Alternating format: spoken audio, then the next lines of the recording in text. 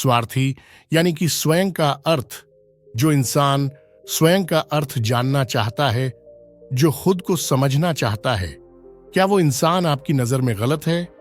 हम जब भी किसी को स्वार्थी कहते हैं तो उसका मतलब तो यही होता है कि वो आदमी स्वयं का अर्थ समझना चाहता है, तो फिर वो गलत कैसे हुआ? स्वार्थी शब्द दुनिया की नजर में, समाज की नजर में एक अलग ही नजरिए से समझा जाता है। अक्सर हम अपने आसपास ऐसे बहुत से लोगों को देखते हैं जो स्वभाव से बहुत अच्छे प्रतीत होते हैं, यानी कि सब लोगों की मदद करते हैं, सबसे अच्छा व्यवहार रखते हैं। लेकिन इसके साथ हमने ये भी देखा होगा कि ऐसे लोग जो स्वभाव के अच्छे होते हैं, दूसरों की मदद करते हैं, वो दुखी भी ज्यादा रहते हैं। और जो लोग स्वार्थी होते हैं वो फलते फूलते चले जाते हैं।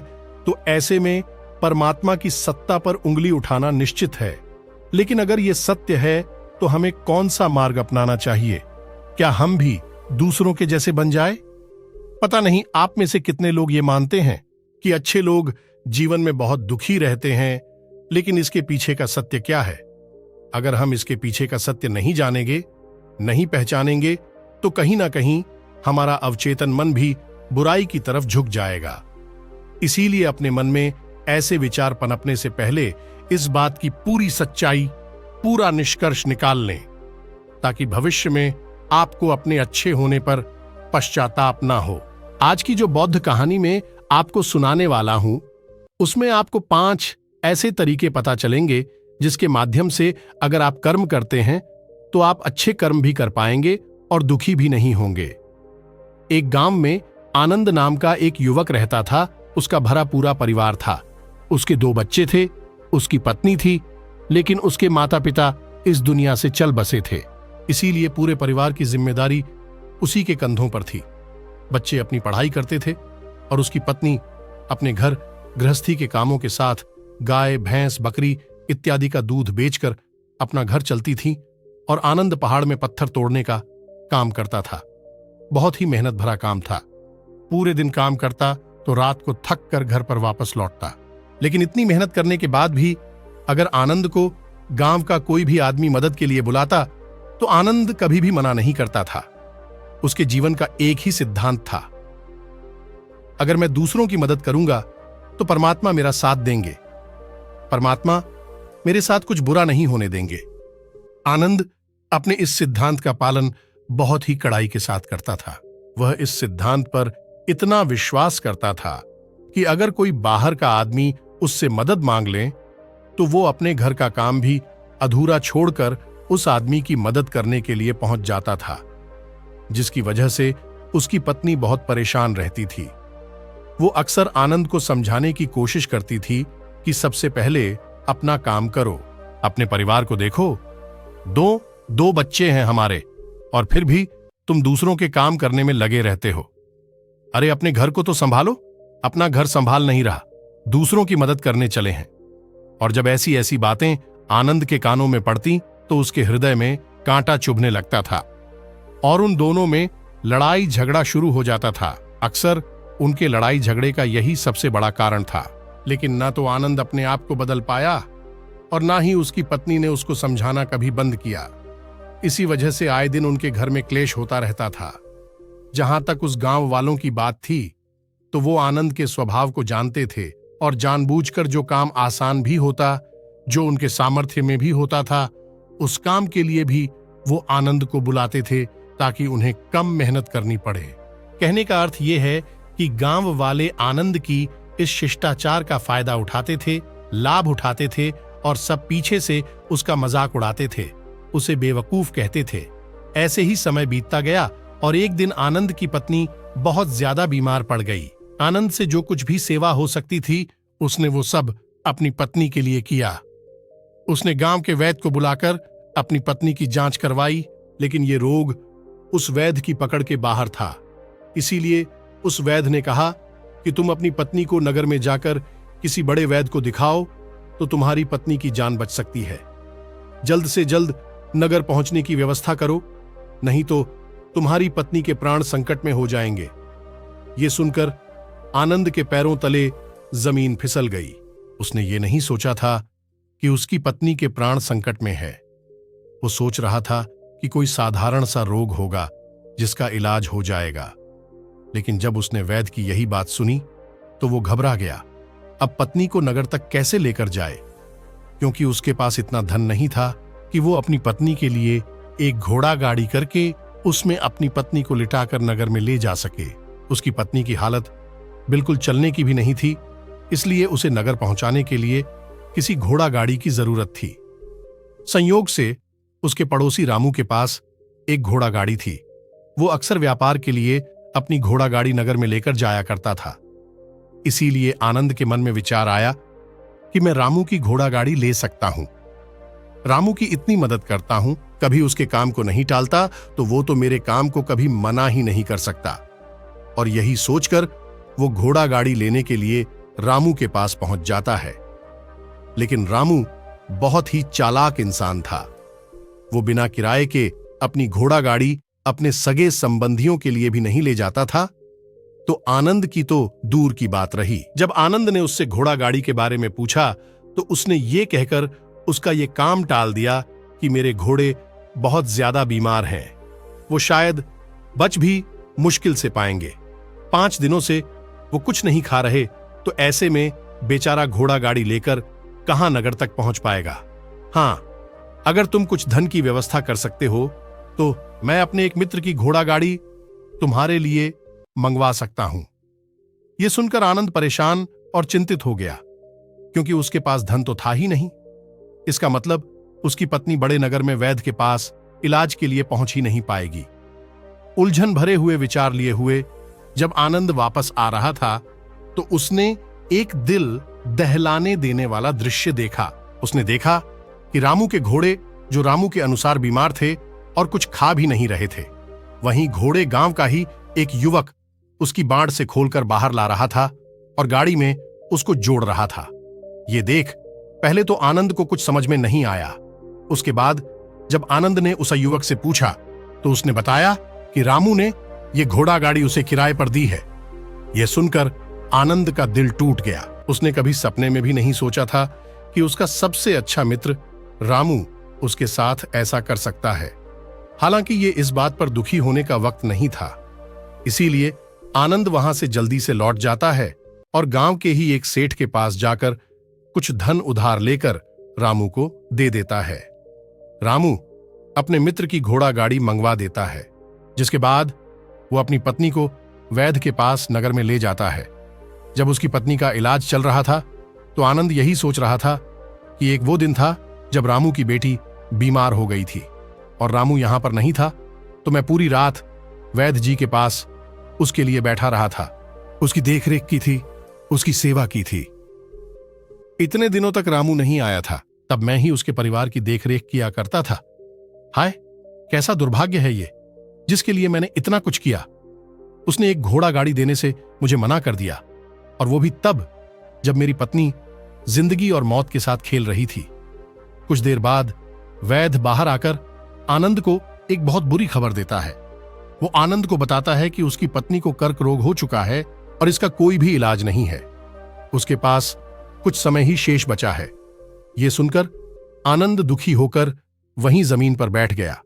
उसकी पूरी दुनिया उजड़ने वाली थी और उसे कोई रास्ता नजर नहीं आ रहा था। कुछ समय बाद उसकी पत्नी चल बसी और अब दोनों बच्चों की जिम्मेदारी उसके कंधों पर आ गई थी।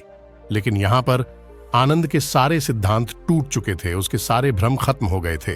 अब उसके दिमाग में एक ही बात थी कि अच्छा कर्म करने से परमात्मा साथ नहीं देता, बल्कि बुरे लोग फलते फूलते हैं, और इस बात का मैं सबसे बड़ा गवाह हूं। ये विचार अक्सर उसके दिमाग में चलते रहते थे और इसी वजह से उसका मन धीरे धीरे संन्यस्त हो गया, देश दुनिया से दूर हट गया। और एक दिन ऐसा भी आया जब वो अपने बच्चों को अपने रिश्तेदारों के पास छोड़कर इस देश दुनिया को त्याग कर एक सन्यासी बनने के लिए घर से निकल पड़ा। उसने गांव में किसी को कुछ नहीं बताया। किसी को नहीं पता था कि आनंद अचानक कहां गायब हो गया। सन्यास की दीक्षा लेने के लिए वो एक बौद्ध भिक्षु के पास पहुंचता है। बौद्ध भिक्षु उस समय ध्यान में बैठे हुए थे।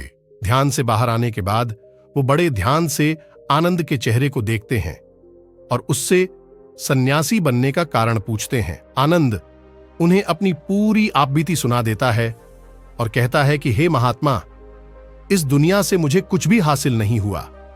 मेरा मन इस दुनिया से विरक्त हो चुका है। जब अपने दोस्तों ने ही मेरा साथ नहीं दिया तो इस दुनिया में रहने का क्या मतलब, और इसी वजह से मैं सन्यासी बनना चाहता हूं। यह सुनने के बाद बौद्ध भिक्षु ने उपदेश देना शुरू किया और कहा कि याद रखना बेटा, जीवन से विरक्त होकर सन्यासी बनना तुम्हें परम सुख तक कभी नहीं पहुंचा सकता, परमानंद तक कभी नहीं पहुंचा सकता। तुम दुनिया से अपने मन पर एक बोझ लेकर विरक्त हुए हो। तुम दुनिया से परमात्मा की खोज करने के लिए विरक्त नहीं हुए। इस भ्रम में कभी मत रहना। तुम संसार से विरक्त हुए हो क्योंकि संसार ने तुम्हें धोखा दिया। ऐसा तुम्हें लगता है, इसीलिए तुम परमात्मा पर कभी विश्वास नहीं कर पाओगे और ना ही उन पर अपनी पूर्ण आस्था बना पाओगे। इसीलिए सन्यासी होने का भी तुम पूरा लाभ कभी नहीं उठा पाओगे। सन्यासी होने का लाभ तब मिलता है जब हमारी प्रभु में, परमेश्वर में, परमात्मा में पूर्ण आस्था बन जाती है। मैं तुमसे पूछता हूं, क्या तुम्हारी आस्था परमात्मा में है? यह सुनकर आनंद कहता है कि हे महात्मा, मैं तो दुनिया देखकर आया हूं कि जो बुरे कर्म करता है वो फलता फूलता है और जो अच्छा काम करता है उसे कुछ भी नहीं देता। परमात्मा उसे दुख ही दुख देता है। इसीलिए मैं परमात्मा पर अपनी पूर्ण आस्था कैसे बना सकता हूं? यह सुनकर उस बौद्ध भिक्षु ने कहा कि यही तो मैं तुम्हें समझाना चाहता हूं कि तुम पूरी ऊर्जा अपनी सन्यासी जीवन में लगाओ और उसके बाद भी तुम्हें फल प्राप्त ना हो तो तुम्हें कैसा लगेगा। इसीलिए किसी की भी मदद करने के लिए मैं 5 सिद्धांत तुम्हें बताता हूं। ये 5 सिद्धांत समझकर संसार में वापस लौट जाओ और संसार में एक ग्रस्त जीवन जियो। उसके बाद ही सन्यासी जीवन का उदय होता है, जब हम अपने ग्रस्त जीवन को पूर्ण रूप से समझ लेते हैं और अपनी जिम्मेदारियों का निर्वाह कर देते हैं। ये कहकर बौद्ध भिक्षु ने कहना शुरू किया कि जब भी तुम किसी की सहायता करते हो, किसी की मदद करते हो, तो उसमें सबसे पहली बात, सबसे पहला सिद्धांत जो ध्यान में रखने का होता है वो होता है कि किसी की मदद करते वक्त, किसी की सहायता करते वक्त कभी भी उससे उम्मीद मत रखना। ये मत सोचना कि आज मैंने इसकी सहायता कर दी, मदद कर दी, तो कल बदले में ये भी मेरी सहायता करेगा, मेरी मदद करेगा। अगर तुम ऐसा सोचोगे तो तुम्हें जीवन में दुखों का सामना करना ही पड़ेगा, क्योंकि एक नहीं तो दूसरा, या दूसरा नहीं तो तीसरा, कोई ना कोई तुम्हारी उम्मीद जरूर तोड़ेगा। और वास्तविकता में वो मदद या वो सहायता नहीं होती है, वो हमारे लालच का ही एक रूप होता है। हम उसकी सहायता या मदद निर्भर तरीके से नहीं कर रहे हैं। हमारे मन में लालच का भाव है, हमारे मन में बदले का भाव है। हम ये सोचकर मदद करते हैं कि इसकी मदद कर देता हूं तो कल ये मेरी भी मदद करेगा, और यही लालच हमें अक्सर उन लोगों की मदद करने पर विवश करता है जो किसी न किसी रूप में धनवान होते हैं, क्योंकि हमें लगता है कि कल ये आदमी धन के द्वारा मेरी मदद कर सकता है। और इसीलिए जिस इंसान को वास्तविकता में मदद की आवश्यकता है, हो सकता है वो गरीब हो, लेकिन हमारा मन अपने लालच के वशीभूत होकर उसकी मदद कभी नहीं करेगा। इसीलिए किसी की मदद और किसी की सहायता करने के अपने विचार को विस्तार दो। केवल एक प्रकार के वर्ग के लिए अपनी सहायता या अपनी मदद पेश मत करना, उन सब के लिए समान होनी चाहिए। जरा सोचो, एक तरफ तुम्हारा मित्र हो जिसके पास धन है, संपदा है, और दूसरी तरफ कोई गरीब औरत हो जो भूखी बैठी हुई है। तुम्हारा दोस्त तुमसे कहता है कि यार आज तो खाने के लिए अच्छे अच्छे पकवान मंगवा लो बाजार से, और दूसरी तरफ वो औरत तुमसे 2 सूखी रोटी मांग रही है, तो तुम किसकी मदद करोगे? कौन मदद का हकदार सबसे पहले हमारा कर्तव्य बनता है कि उस औरत की भूख मिटाए, लेकिन अक्सर इंसान ऐसे नहीं सोचता। वो अपने दोस्त को तो खिला देगा, उसको तो बाजार से बहुत महंगी वस्तु मांगा के दे देगा, लेकिन किसी गरीब को उसकी भूख मिटाने के लिए पैसा या धन नहीं देगा। दूसरी बात जो ख्याल में रखने की है वो ये कि सहायता करते वक्त हमारा लालच कभी भी उसके साथ नहीं जुड़ना चाहिए।